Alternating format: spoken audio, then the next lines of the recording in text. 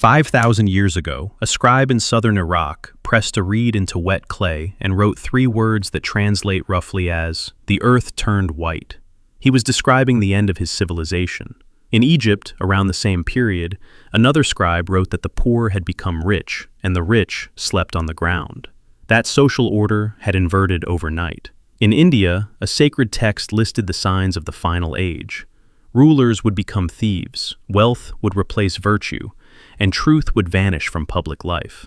In Mesoamerica, a creation myth described beings that could walk, talk, and build, but had no heart, no memory of their maker.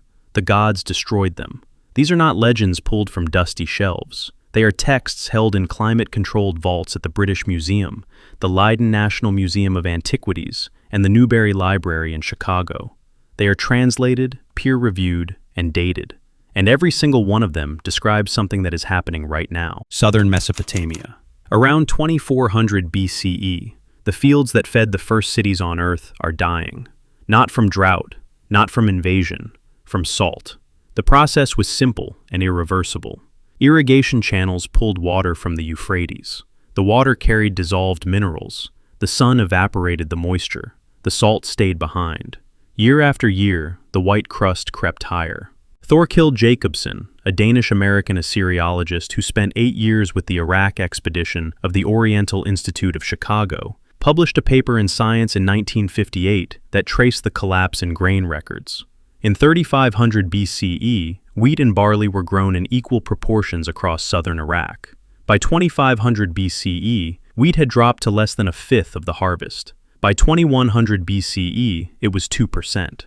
By 1700 BCE, wheat had vanished entirely from the region.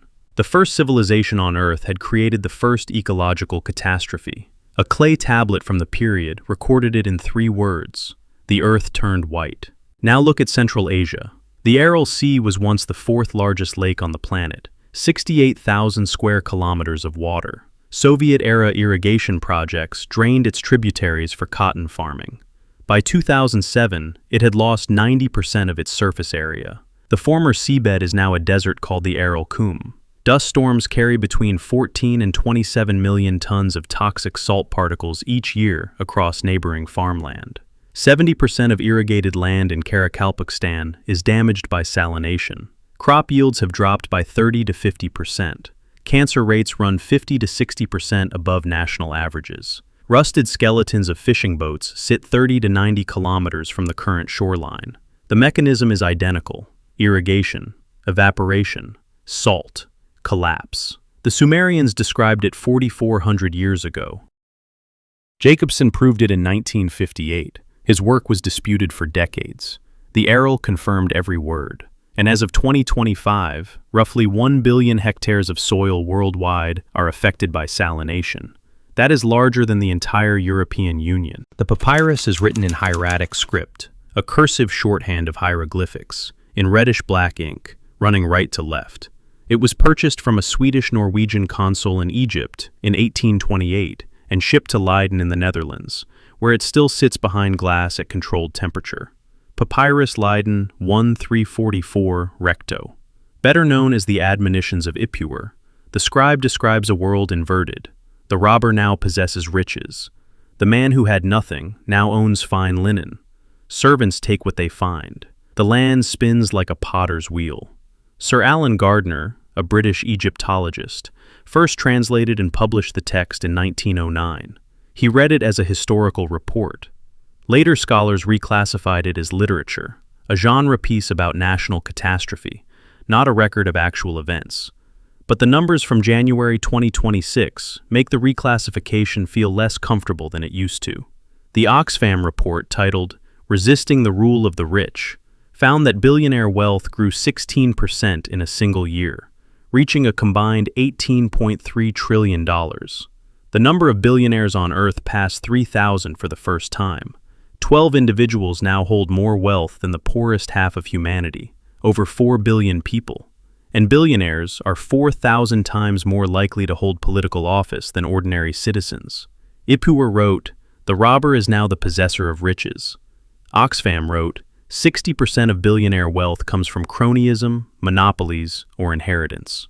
The language changed. the structure did not. The Bhagavata Purana, written in Sanskrit on palm leaves and birch bark, stored in temple libraries across India, describes 4 ages of the world. The last is called Kali Yuga, the age of discord. Its signs read like a diagnostic checklist rather than mythology. Wealth will become the sole measure of virtue. Rulers will be thieves rather than protectors. Falsehood will become the means of subsistence. The earth will be valued only for its mineral resources. These lines were composed no later than the first millennium of the Common Era, likely earlier. The World Inequality Report for 2026 found that the wealthiest 0.001% of the global population, roughly 56,000 individuals, now control 3 times more wealth than the bottom half of humanity. Their share has grown from 3.7% in 1995 to 6.1% in 2025. A text written on dried leaves, in a language most of the world cannot read, described the exact economic structure of 2026. The mainstream view is that Kali Yuga's symptoms are vague enough to fit any era, and that argument holds until you count the decimal points. A clay tablet roughly the size of a paperback novel, baked dark brown, cuneiform script pressed into it with a reed stylus while the clay was still wet. It sits in the British Museum. It is 3,700 years old. The Epic of Atrahasis tells a story that predates every version of the flood myth you have ever heard. The gods created humans as a labor force. Humans multiplied. The noise of humanity grew so loud that the god Enlil could not sleep. His solution was escalating destruction. First plague, then drought, then flood. The god Enki warned a man named Atrahasis to build a boat. This is the earliest known text that treats overpopulation as a trigger for catastrophe. Written roughly 1700 BCE, 34 centuries before Thomas Malthus published his essay on the principle of population. I have been reading flood myths from 6 different cultures for the past 3 weeks, and there is a detail in Atrahasis that none of the others contain. The catastrophe is not divine punishment for sin. It is not a moral failing. It is a resource problem. Humans consumed too much, produced too much noise, took up too much space. The gods responded not with justice, but with annoyance. That distinction matters. George Smith, a self-taught Assyriologist at the British Museum, first deciphered this tablet's sister text in 1872. Legend has it he was so excited he began tearing off his clothes in front of the Society of Biblical Archaeology. He died 4 years later, at 36, of dysentery in Nineveh, searching for missing fragments.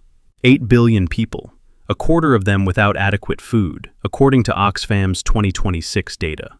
Rising seas, shrinking aquifers, the noise is getting louder, and the gods, if you read the next part of the tablet, have already decided what to do about it. Petroglyphs carved into orange-red sandstone in Arizona, a flat rock about 1.5 meters wide, near the village of Aribe, one of the oldest continuously inhabited settlements in North America, founded around 1100 CE. This is Hopi land, and the prophecy rock carries 9 signs of the end of the 4th world. The 5th sign reads, "The land will be crisscrossed by a giant spider's web." This was recorded by Frank Waters in his 1963 book, The Book of the Hopi, based on testimony from tribal elders. The historian Armin Geertz later argued convincingly that Hopi prophecies were continuously reconstructed to fit current events, that the web appeared only after telegraph and telephone lines were already visible. Fair point. But here is what Geertz's critique does not address. In 1946, after the atomic bombings of Hiroshima and Nagasaki, 4 Hopi elders, including Dan Kachongva, a Sun Clan leader from Hotavilla, who lived to 112 years old, made a decision to reveal traditional warnings to the outside world. One of those elders, Thomas Bunyakya, visited Niagara Falls Power Station years later and said, "I have just seen its web." Tim Berners-Lee named his invention the World Wide Web in 1989. He chose the word himself. 5.5 billion people are now connected to it. Whether the prophecy predicted the internet or was retrofitted to match it is a question you can argue either way. What you cannot argue is the word. Genesis 11 verse 4. "Come, let us build ourselves a city and a tower whose top reaches to the heavens, and let us make a name for ourselves, one people, one language, one project that exceeds divine limits." The response is swift. God scatters them and confuses their tongues. The tower is abandoned. The Hebrew word Babel derives from Balal, to confuse, to mix. The physical tower may have been the ziggurat of Etemenanke in Babylon, roughly 91 meters tall, built from millions of fired bricks sealed with bitumen. Herodotus described it as 8 tiers crowned by a temple. The structure of the myth is worth more than its history. A species achieves unity of language, uses that unity to build something that crosses a boundary, and is broken apart for it. In 2025, large language models can translate between any 2 human languages in real time. Code has become a universal grammar. AI systems generate text, images, legal briefs, and medical diagnoses across every linguistic boundary that ever existed. For the first time since Babel, if you read the text that way, the species is converging on a single mode of communication. Mark Sears, a tech executive with 25 years in the industry and a decade in AI, wrote in late 2024 that the ambition of artificial intelligence is to create in our own image, to reproduce not just mind, but heart, body, and soul. He called it the hubris of Babel's builders, restated in silicon. The tower was brick and bitumen. The new one runs on electricity and data. The pattern is the same. Build higher, name yourself, and wait. The manuscript sits in the Newberry Library in Chicago. Colonial-era paper, faded brown ink, Latin script in the Quiche language. The original, the one a Dominican friar named Francisco Jimenez first saw around 1701, has never been found. This is the Popol Vuh, the Book of Counsel, the sacred text of the Quiche Maya people of Guatemala. In the creation story, the gods try 3 times to make humans. Clay crumbles, wood holds. The wooden people can walk, talk, build houses, and reproduce, but they have no heart and no mind. They do not remember their creator. The gods send a flood of resin to destroy them. The survivors become monkeys, beings that function, that produce, that replicate human behavior without possessing awareness or moral memory. In 2026, that sentence describes both a Mayan myth and a product launch. AI systems compose music, write legal contracts, generate human-like conversation, and pass medical licensing exams. They do not know they exist. They do not remember what they produced yesterday unless told to. They have no concept of a creator. The Popol Vuh was not predicting technology. It was describing a category of failure. Creation without consciousness, function without soul. And the text is blunt about the consequence. What cannot remember its origin will be unmade. The gods did not hate the wooden people. They simply recognized that a thing which mimics life without understanding it is more dangerous than a thing that does not function at all. 1 Enoch, chapter 8. Azazel taught humans to make swords, knives, shields, and breastplates. He taught them to paint their faces, and great wickedness followed. Chapter 9, verse 6. You see what Azazel has done, how he has taught all manner of injustice on earth, and revealed the eternal secrets that were performed in heaven. The Book of Enoch is an apocryphal text excluded from the biblical canon, except in the Ethiopian Orthodox Church. Fragments were found among the Dead Sea Scrolls at Qumran, dated to the 3rd to 1st centuries BCE. The structure is not complicated. Powerful beings transmit knowledge to creatures who are not ready for it. The knowledge is real: metallurgy, warfare, cosmetics, astrology. The creatures use it without restraint. Catastrophe follows. Something about this text sharpened every instinct I have. And in my line of work, instinct is the only thing that keeps you ahead of the evidence. Not the myth, the mechanism. Knowledge transferred faster than wisdom can follow. That sentence could describe Azazel's gift to humanity. It could also describe the open-source release of large language models in 2023. The AI safety debate of 2025 is not about whether the technology works. It is about whether the species holding it is mature enough to survive it. Enoch asked the same question 2,300 years ago. He already knew the answer. July 16th, 1945, 5:30 in the morning. A device sits on a 100-foot steel tower in the Jornada del Muerto Desert, New Mexico. When it detonates, the flash is visible 160 miles away. The temperature at the center reaches 8,430 degrees Celsius. Sand fuses into a glassy green substance later named trinitite. Kenneth Bainbridge, the test director, turns to Robert Oppenheimer and says, "Now we are all sons of bitches." Oppenheimer himself reaches further back. He recalls a line from the Bhagavad Gita, chapter 11, verse 32, which he had read in the original Sanskrit, a language he learned from Professor Arthur Ryder at Berkeley. The verse, "I am become time, the destroyer of worlds."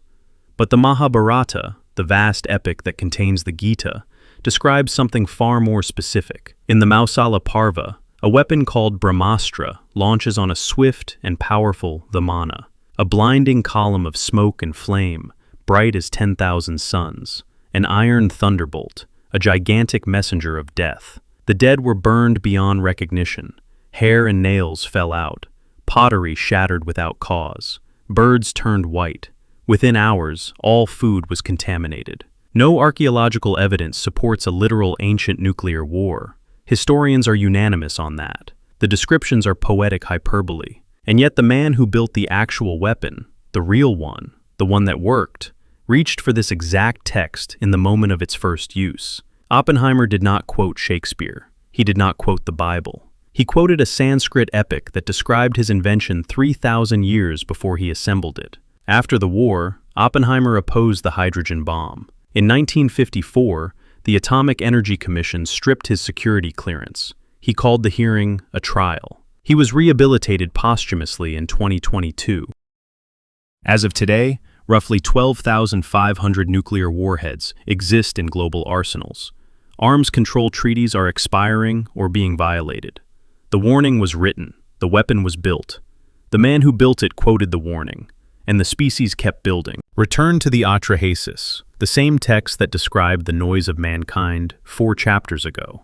After the flood, after the destruction, after the silence, something unexpected happens. The goddess Ishtar weeps. How could I agree to evil in the council of the gods? How could I order war to destroy my people, when it is I who gave birth to them? In the Eridu Genesis, the oldest known version of the flood myth, inscribed on a clay tablet now housed at the University of Pennsylvania Museum, the goddess Nintur mourns her creations. The text is fragmentary. 2/3 of the tablet are lost, but what survives is enough. The creators looked at what they had done, and they wept. In May 2023, Geoffrey Hinton, widely called the godfather of artificial intelligence, resigned from Google. His reason? To speak freely about what he believed he had helped create. He had spent decades building the architecture of neural networks. Now he wanted to warn the world about them. Yoshua Bengio, another foundational figure in deep learning, signed a public statement on the existential risk of AI.